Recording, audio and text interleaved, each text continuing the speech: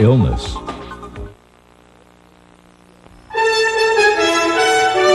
This is the CBS Evening News. Dan Rather reporting.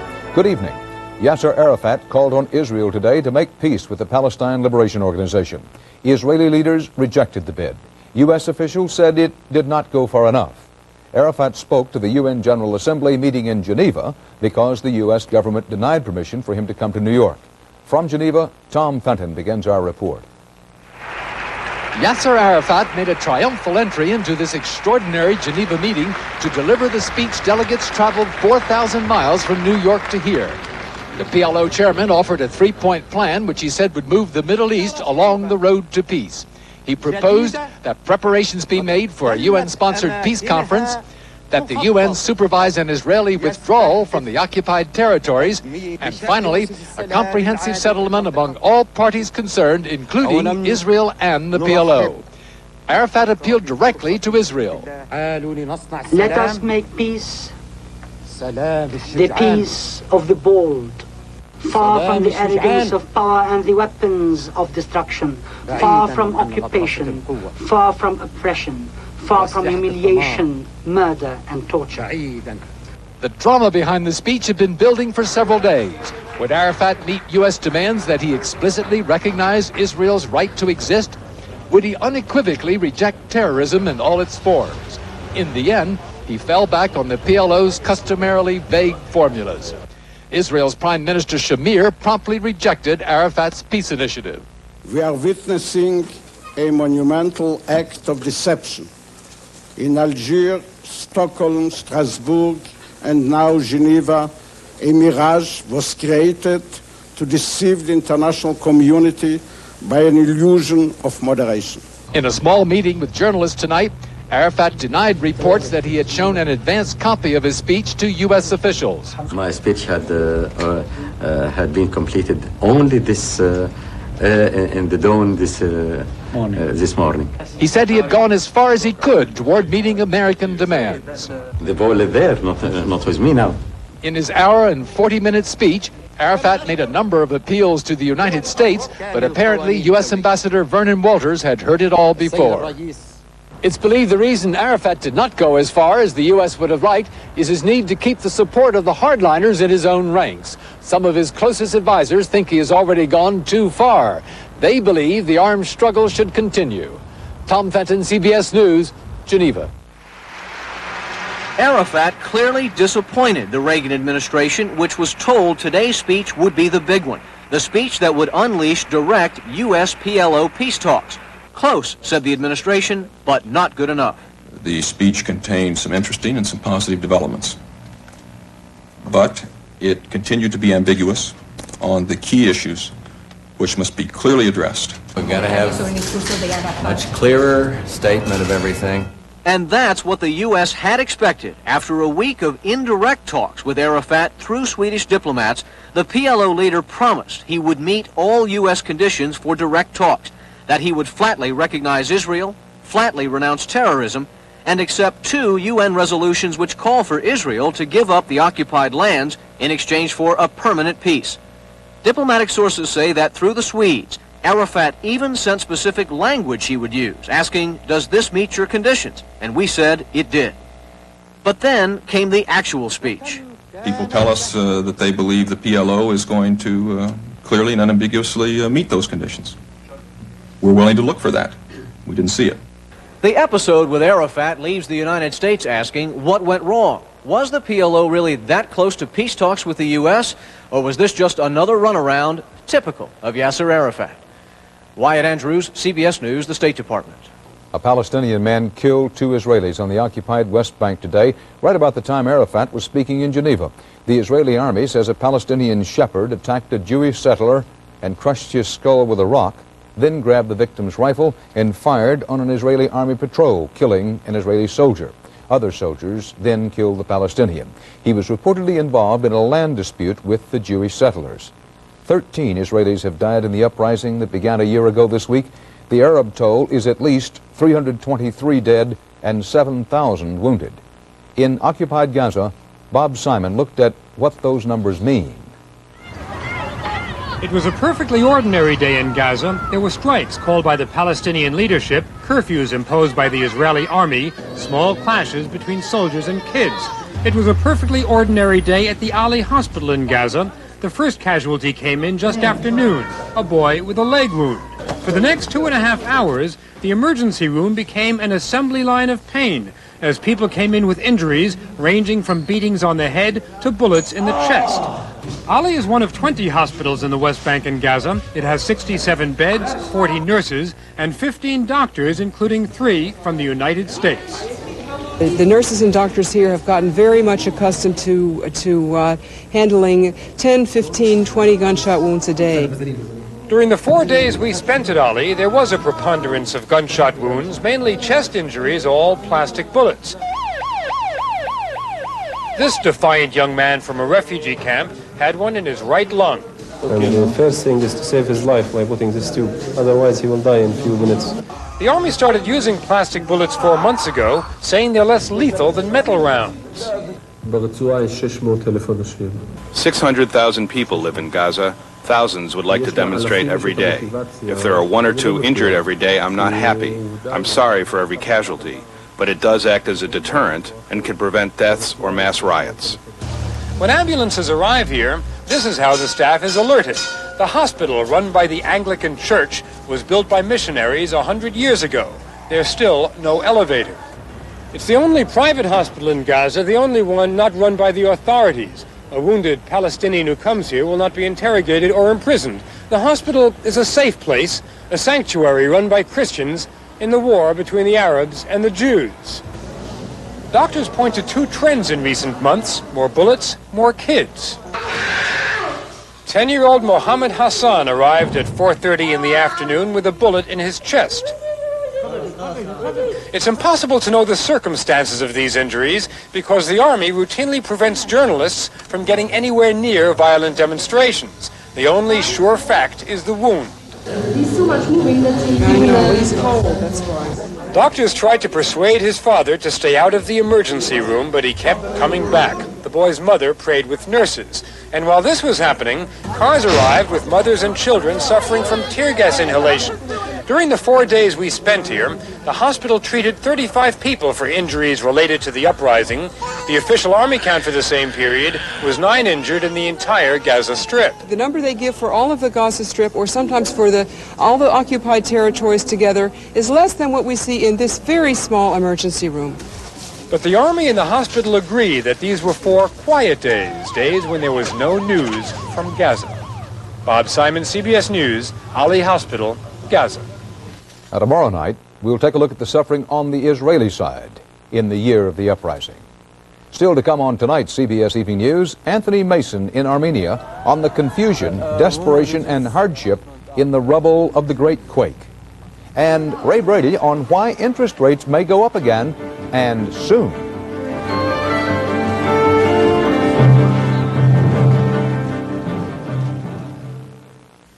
Announcing a dramatic breakthrough in shaving technology. The Remington Microscreen Ultimate shaves as close as a blade, or I'll give you your money back. The Ultimate's exclusive beard lifter gets whiskers other shavers leave behind. And like all Remington Microscreen shavers, the first screen shaves incredibly close, the second even closer. The Remington Microscreen Ultimate shaves as close as a blade, or I'll give you your money back. And the Lady Remington Rechargeable, also with a money-back guarantee. Wow. What you eating, babe? Nothing, honey. Oh, you can tell me. Kellogg's Nut and Honey Crunch. Looks good, Private. What is it? Nothing, honey. Kellogg's Nut and Honey Crunch. When you've got the special taste of nuts and honey all wrapped up in a hearty crunch, what more can you say? Here's what. New Nut and Honey Crunch Biscuits. Crunchy biscuits of wholesome shredded wheat with that special nut and honey taste inside. Wow. Kellogg's Nut and Honey. Now in biscuits, too. Crunch. That'll be a charge. We interrupt this purchase for a reminder. The Discover card actually pays you cash back for every charge. That's a great idea. Don't forget, Santa. It pays to Discover. Ready? In a minute, honey. It's nice to be noticed for what you wear and how you look. And if you wear dentures, it's nice to know Efferdent freshens up dentures and cleans away stains so well. With Efferdent, all they'll notice is you.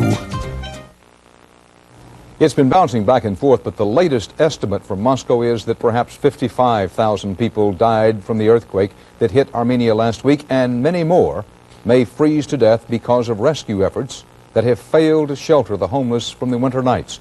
The quake and the disorganized relief effort, questions about where all the aid that's sent has gone, also have set off a series of political aftershocks. From Armenia, Anthony Mason begins our report.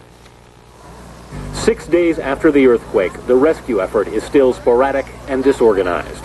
Traffic chokes the critical roads to the hardest hit areas. It took one rescue team 7 hours to travel just 60 miles. And foreign relief teams complain there's no one to tell them where to go or what to do. We're all real tired. It's been very hard to get sleep. There's no water in the city. There's no electricity or anything. We're camping out in tents out by the airport. It's been very cold. We haven't been able to sleep real well. The cold makes the search even more urgent. In the streets, people huddle around campfires to keep warm. A Soviet newspaper reported that some among the 500,000 homeless have already died of exposure. But rescue workers are still discovering survivors. Helen Yeremian was buried in the rubble of the school where she taught. I was waiting for my test. I felt that I was dying there. Now, like so many others, she waits for the relief equipment that seems so slow to arrive. We think that you will help us. Help us, please. Bring your technique and help us to take the people. There are lots of children, women. All of them are under this building, so help us, please. Soviet officials say they'll begin final evacuations in the next 10 days. Some 50 to 70,000 women and children will be sent off to state-owned resorts. The men will stay behind to begin the rebuilding. A 2-year job now estimated to cost $8 billion. The funerals alone will cost millions. Relief supplies are still arriving at all hours of the night here in Yerevan. But tonight a German team waited 2 hours just to get off the plane because the airport couldn't find the right landing stairs. The chaos and confusion are costing precious time, while the voices heard from beneath the rubble are dwindling. Anthony Mason, CBS News, Yerevan, Armenia. Armenia is still being torn by ethnic unrest. In one of the most violent clashes yet, soldiers in the Armenian capital of Yerevan fired a warning shot to disperse Christian Armenian demonstrators. The demonstrators were angry over the arrest of outspoken Armenian leaders. So troops needed to help with the earthquake must instead keep the peace here. It is just one sign that the earthquake is highlighting some of this country's worst problems. The international relief shows what is best in this world, charity to strangers in need. But much of that goodwill is in danger of being wasted because of the traditional inefficiency of the Soviet system. At the airport in Yerevan, equipment that could save lives is piled up because roads are clogged. There is no coordination, complained a foreign expert. Our nation is so underdeveloped, said one distraught Soviet air traffic controller helping guide the flights in, we can't even receive help properly. There are reports that officials in the area are diverting equipment not always to areas hardest hit, but to the areas where their own relatives are in need. Today, Soviet officials admitted openly that there is a serious problem. The organization of rescue efforts does have some shortcomings. To a large extent, we are not prepared for a disaster on such a large scale. The Soviets, for instance, have no specially trained dogs to sniff out bodies buried in the rubble like these supplied by an American team. And the fact that the newest buildings were the worst damaged is rapidly becoming a major scandal. Authorities say contractors may have skimped on the concrete holding the buildings together, selling the leftover concrete on the black market. Soviet leader Mikhail Gorbachev is trying hard to distance himself from the scandal, saying it shows the failings of previous Soviet leaders and the corruption they allowed. It is not the fault, he says pointedly, of those now in power. That this country is busy admitting its mistakes is of little consolation tonight to the millions of Soviets who live in exactly the same kind of buildings, who wonder just how safe their homes are. Barry Peterson, CBS News, Moscow. Diplomats from South Africa, Angola, and Cuba today signed an agreement to end South Africa's white rule over Namibia in exchange for the withdrawal of Cuban troops from Angola. This agreement caps 8 months of talks mediated by the United States. South African Foreign Minister Pick Botha called it a landmark for what he called peaceful change in Africa. He said South Africa, quote, wants to be accepted by our African brothers, unquote.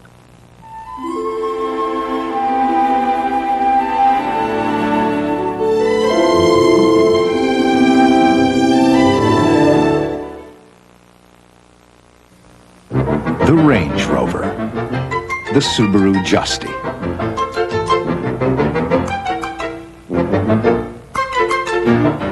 The Subaru Justy is the lowest priced four-wheel drive you can buy, and it can go just about anywhere the highest priced can. And some places it can't. The Subaru Justy. Think of it as a Range Rover that's more in your range. Time to get your gal to see the light. It takes time. It isn't always love at sight. From the first little glance till she's ready for romance. Remember, little man, it takes time. It takes time to make the coffee percolate. It takes time to get your gal to set the date. From the first moonlit walk till you get the baby talk. The Elegance Collection from Citizen. Yeah. You know how it is with arthritis. Some days there's pain. And some days there's pain. For relief, there's aspirin. And then there's Anacin. When compared to regular aspirin, the Anacin aspirin formula has more medicine. More medicine to relieve minor arthritis pain for hours. That's not just relief. That's relief. Anacin, not just relief. Relief. The U.S. government reported today that the deficit in the broadest measure of U.S. trade shrank to a 3-year low in the July-September quarter. The Commerce Department said the so-called balance of payments deficit narrowed by 8.4% in the third quarter to $30.89 billion. And the government said the month of Thanksgiving gave the nation's retailers plenty to be thankful for, but that apparently rosy report on retail sales in November was enough to worry economists and pose problems for the consumer. CBS News business correspondent Ray Brady explains. Today's figures show consumers are spending so freely and so much they could bring about a rise in interest rates, because the Federal Reserve Board, meeting today and tomorrow, might have to raise rates to cool things off to keep inflation from coming back. If you want to borrow, you better borrow now, because what we're going to see in the months ahead is higher interest rates, particularly in the mortgage area. Fixed-rate mortgages, now around 10.5%, could go to 11.5% by early next year, according to experts. All because of those free-spending shoppers. After a pause, Americans are really spending again. Retail sales rising in November for the second straight month, up this time 1.1% to more than $138 billion. The last 2 months have been just gangbusters. People are obviously in the mood to spend money again. They sure are. They snapped up big-ticket items like furniture and refrigerators. Sales rose 1.8%. And they flocked into auto dealers' showrooms. Sales ahead 2%. I'd say we're running about 15 or 20% in volume over last year's sale. With unemployment down near a 14-year low, Americans feel more confident. I'm not worrying about next year so much as this has been a good year. And it seems like everybody's in a real good mood about shopping. But if Americans are spending, why are stores running Christmas sales? Economists say that's because consumers are up to their old tricks, holding off on their Christmas buying until the stores begin the kind of sales they're starting now. Ray Brady, CBS News, New York. The Defense Department disclosed today there's been another one-year slip in production of the radar-evading U.S. stealth bomber. The Pentagon cites, quote, both fiscal and technical considerations. The high-tech stealth bombers cost about $500 million a copy. They were scheduled to be in service in 1990.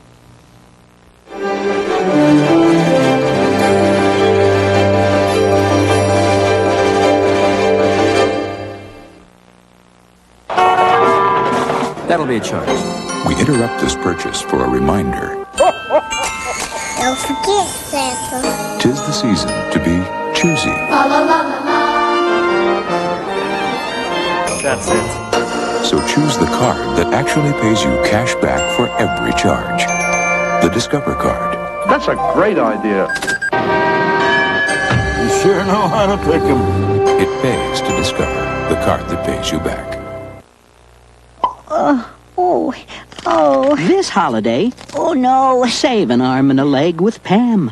Pam No Stick Cooking Spray makes baking a whole lot easier. Pam, because how you cook is as important as what you cook. With most rechargeable lights, you need an extra hand to shine them where you want. So First Alert created Ready Light, the rechargeable light with a swivel head. Ready Light from First Alert, always ready to lend a hand. Before you tackle a mountain the size of Everest, you've already made your most critical decisions. What to bring with you. When 1,000 doctors were asked if they were stranded in a place like this, which one of these medicines would they want along? Doctors chose Bayer, more than all these combined. I chose Bayer. Shouldn't you? Bayer, the wonder drug that works wonders. Also in coated caplets. A presidential advisory panel today recommended pay increases of 50% for members of Congress and similar boosts for thousands of other top federal officials such as judges. Some of the bigger federal paychecks could come early in 1989. CBS News correspondent Mark Phillips reports on the controversy over whether these pay hike proposals come out of left field. The inflated salaries of baseball players were cited today as an example of why government salaries have fallen behind and should be raised. These 650 players, on average, receive $550,000 a year. And it's 5 times the salary of the Chief Justice of the United States. The President's Commission on Salaries met today to review the incomes of top federal officials from the President on down. The Commission's recommendations would raise George Bush's salary later in his term from $200,000 to $350,000 a year.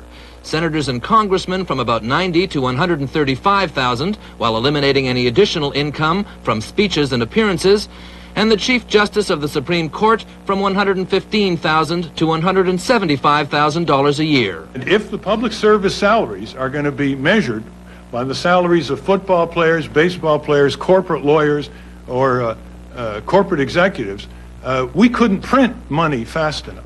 New salaries could cost as much as $300 million. Baseball player is out there playing and might get hurt. A congressman, he just sits. But those trying to recruit and keep federal employees say the higher salaries are needed to keep the federal government competitive with private industry. In the last 10 years, we have not been able to recruit one single senior-level independent scientist. President Reagan can make changes in these salary proposals before submitting them to Congress, and Congress can make changes too, or do nothing, in which case all these raises go through automatically. Mark Phillips, CBS News, Washington. Only a little more than a week after Jim Baker was indicted on charges of defrauding donors, a judge in Columbia, South Carolina today ordered the assets of the troubled PTL ministry sold to a Toronto real estate developer. Stephen Murnick agreed to pay $65 million for 2,200 acres of property, a 500-room hotel, a water park, a television studio, and a 2,000-seat church. Murnick has said that he was buying the property as an investment.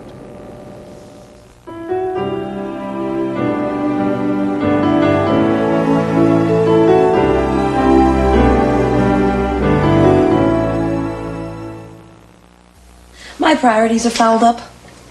I love Kellogg's Raisin Squares simply for the taste. You're right. I'm self-indulgent and shallow. I know they have no salt or fat. I know that avoiding that stuff makes sense for my heart. That's a good reason to eat Raisin Squares. But me, I just keep stuffing them in purely for that yummy raisin in the middle. I thought I was intelligent. Well, I am. Kellogg's Squares. No salt, no fat. And now in blueberry. Ooh, blueberry. Enjoy them to your heart's content. The new Remington Electroblade vibrating blade system has been an amazing success for those who prefer shaving with a blade. Electroblade's vibrating twin blades glide so easily you'll get the closest, smoothest blade shave you've ever imagined or your money back. Up to $1,000 cash back on a Subaru is worth more because Subaru's XT6 has the same engine design found in a Ferrari. Because the Subaru Justy is the lowest priced four-wheel drive passenger car in America. Up to $1,000 cash back from Subaru means a great deal on a great car. Shopping. It can make you feel terrific. Especially when you find wonderful color, fabulous fit, beautiful style. But when you also find the Made in the USA label, you feel even better. It's a great feeling. Look for the Made in the USA label in apparel and home fashions because it matters. Made in the USA. Last week, an earthquake struck Soviet Armenia. At the same time, a sea change was underway in relations between the Soviet Union and the United States. Tonight, Bruce Morton has a look at a brave new world and some of the people in it. These pictures show a tragedy, but they also show a new and different world. There's a world of hurt going on. We're going to try to help it out a little bit. Doctors from Denver going to Armenia. Firefighters from the Washington suburbs going to Armenia. The whole point that we're trying to do is just go over and hopefully help make a terrible situation just a little bit better. Firefighters from Houston going to Armenia. We're going to do whatever we can. Whatever we can. John Knott builds houses in Maryland. He's helping raise money for prefabs in Armenia. We understand how difficult it is to build shelter, particularly overnight, and we felt this was the thing we should do. All these Americans are helping the Soviets this week, helping the people of the evil empire, remember? The people who used to be the commies, the bad guys. They're people, and that's what's important. They're human beings just like me. We've changed. The West has changed. That's an Israeli plane bringing aid to a country that's refused to let many Jews emigrate to Israel.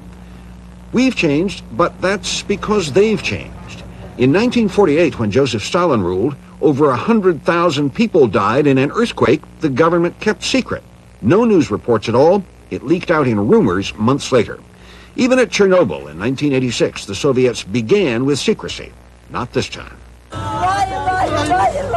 This time, they showed their grief and let us share that grief. And sharing, we could answer, try to help. The bad guys showed a human face. Much of the sense of threat in the past came from their secrecy as much as from their tanks. And as they've now begun to reduce the secrecy, the sense of threat has been declining as well. This is a situation, I think, that for the United States and for the Soviet Union, for our peoples, this is going to create a thaw. Gorbachev, before going home, challenged the world to come together to solve problems. It's trying. We can test his commitment and our own commitment to come together to solve problems. And in the past, I don't think that opportunity's been there. Sweetness and peace will not break out amidst the ruins. But the Soviets have let some sunlight in. We have seen their pain, tried to answer their call. We have shared some emotions. It will be hard for the darkness to close in and separate us after this. Bruce Morton, CBS News, Washington. And that's tonight's CBS Evening News. Dan Rather, see you tomorrow. Good night.